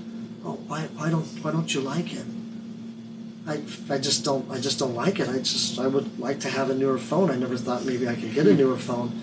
Yeah, maybe you can. Maybe I can help you get a newer phone. Now, if I came up to that person, that's an amiable, right? That's an amiable, yeah. Right? Yeah. Hi, how you doing? Doing okay. What brings you in here today? Just looking for a phone. I don't want to be bothered. Why not? What's going on? Oh, the energy. You have to feel the energy out, because if you feel that person's not that type and you keep talking in that type of social style, what are you going to do? You have to. What are you going to do? You're going to turn them off. Yeah. And they're not going to want to what? Nope. They're not going to want to. They're not going to want to. They're not going to want to buy anything from you either. You're not going to be relatable. So you need to know. You have to. So exactly. So you need to know how to reflect, mirror. Dude, that's such a good lesson. Is that awesome, guys, or what? Should I drop the mic? Anyways, that's social styles, guys. So let's just reflect on those again. Social style, driver, lion. Write it down. Get a piece of paper and write this down, guys, and let us know. Seriously. Driver, lion. Bottom line. Just put that. Bottom line. Analytical, giraffe. Analytical, giraffe. Analyzes everything. Expressive, monkey. Happy, go lucky. Everything is peachy keen. But then when something doesn't go right, they probably become an amiable. That's the next one. Amiable, turtle, reclusive, shy, timid. Don't want to be the life of the party. Don't bring me up in the front of a room. Do you want me to talk to people? I'm not going to start a conversation. Write this stuff down, guys. This is great stuff. Go learn who and what your family is, and friends and coworkers. And then then you can start to really understand and be able to, when a customer walks up and says a few sentences, you can look at them and know, okay, that's what they're reflecting. Okay, I now I can reflect that style back and complete a transaction. How easy is it to be relatable to people if you can understand their social style, not their personality? You just took sales and narrowed it down. Yeah. You really did. You just took it and narrowed it down. Yep. Big time. Is that awesome? You made it really simple, actually. You made it super. Because there's some people out there that make sales more complicated than it needs to be, right? Oh, yeah. There's people out there that do that, right? It's simple. But there's systems out there that people pay thousands of dollars, sometimes a month. Yeah. So, and some of those people, dude, they don't make it so simple. You make it so simple and understandable, dude. That's it's crazy. So, every person I talk to, I never even thought about it. Now I'm gonna start trying that. No, but go see what Kevin and Linda. Seriously, that's such a. I know, but that's such a good. Oh yeah, try that. Definitely when you're out there. Even the cashier, when you talk to a cashier, Start talking to them and see what they are. Mirror. Hi, David. It's such great to see you. Yeah. I know, it's such great to see you, too. What are they? What are they? They're the monkey. Yeah. Yeah. Hi, David. How are you? I'm doing good. How are you doing? Well, I kind of had a bad day yesterday. What happened? What are they? What are they, David? Analytical? No, turtle. It's turtle. Turtle, okay. David. Yeah. How you doing? I'm doing great. Did you know that there's a sale on a particular clothes that we had? I did not know if you knew this, but it's like 20% off. Really? It's 20% off? That's fantastic. How come it's 20% off? Because we had too many of them. You know, I was in the back room and I saw so many of them. Analytical. It's a giraffe, right? Yeah. Yeah. Hey, David, what's going on? Oh, doing okay? Man, I'm telling you, I am like done. I want people to just really start to just understand where I'm coming from. I'm sick of it, David. I really, how are you doing? That's why you're going to ask. How you doing?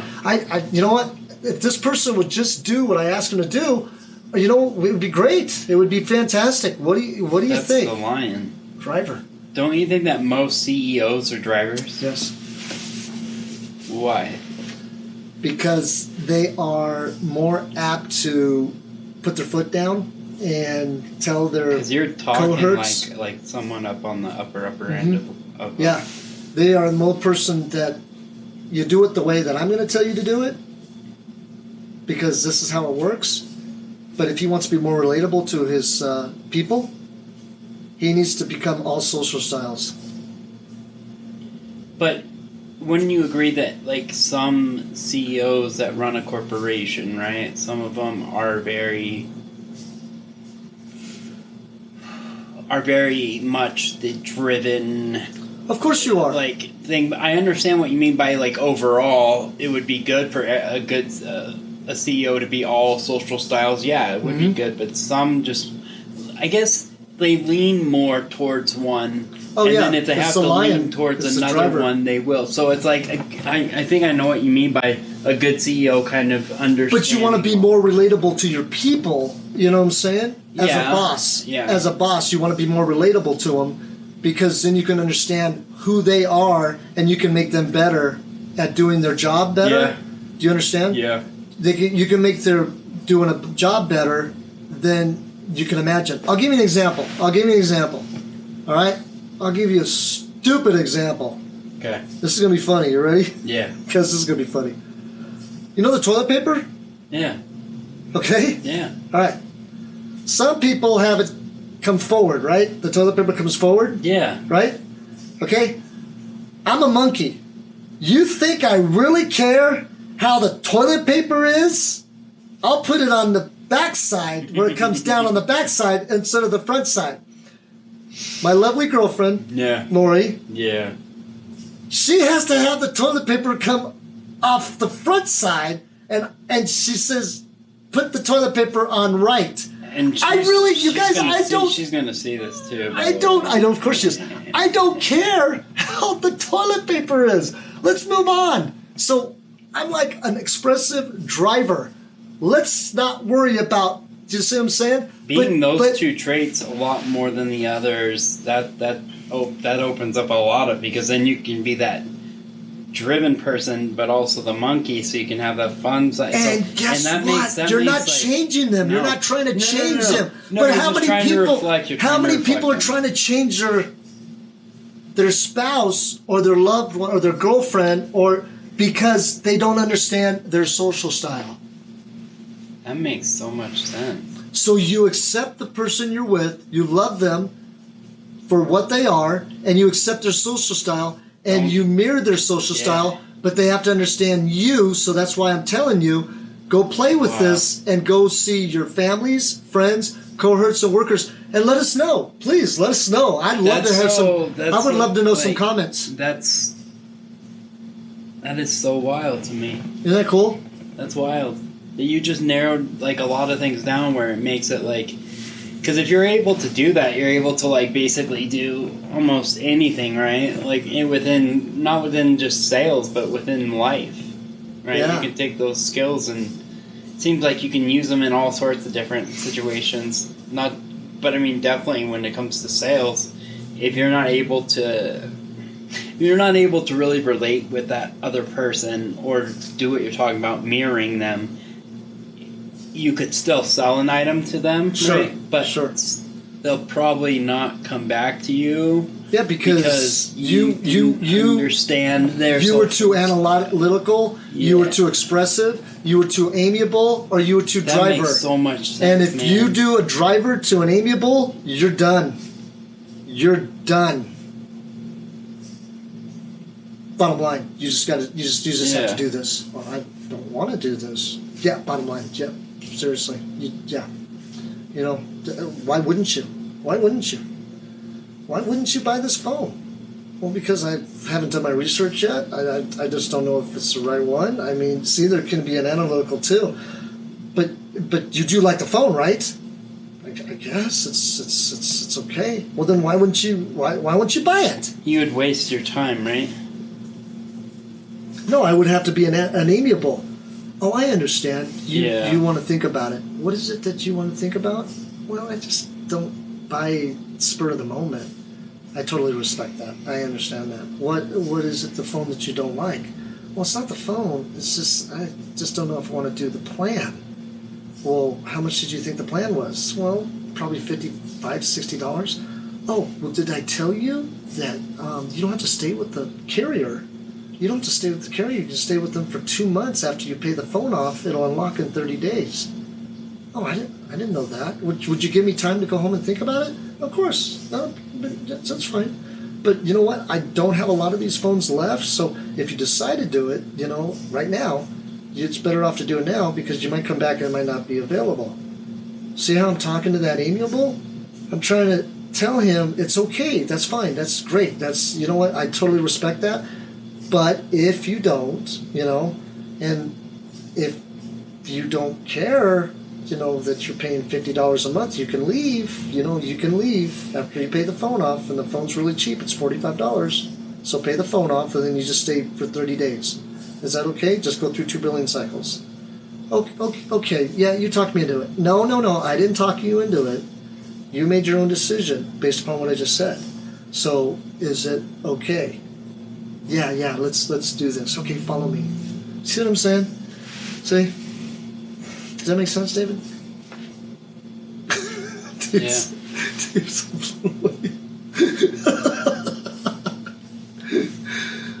What a day.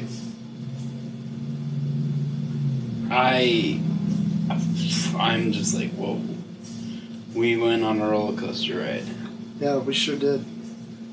Thank you guys for watching us again. Yeah. God bless each and every one of you. Wow.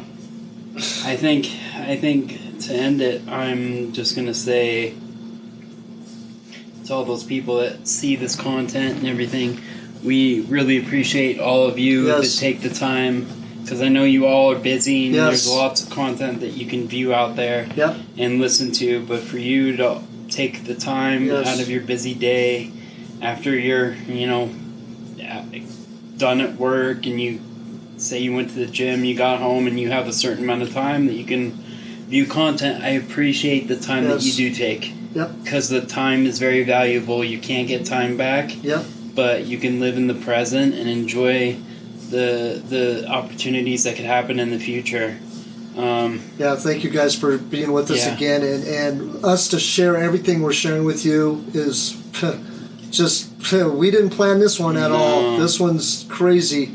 But thank you for allowing us to come in your living room, cars, hotels, wherever you guys are watching us. We thank you so much. God bless each and every one of you. You know what? I'm just so thankful. So thankful. Thank God every day that we're allowed to come together every week, and we just thank you guys for watching us, and go play with the social styles. That's all I'm going to say is go play with the social styles and what happens. See what happens with your family, friends, coworkers, and let us know. Yeah, definitely. Please in the comments below. Please let us know. And thank you for allowing us to do this again, and see you guys real soon. And have a great week. Yep. All right. We're done. We're done. Good. See you guys. Cool.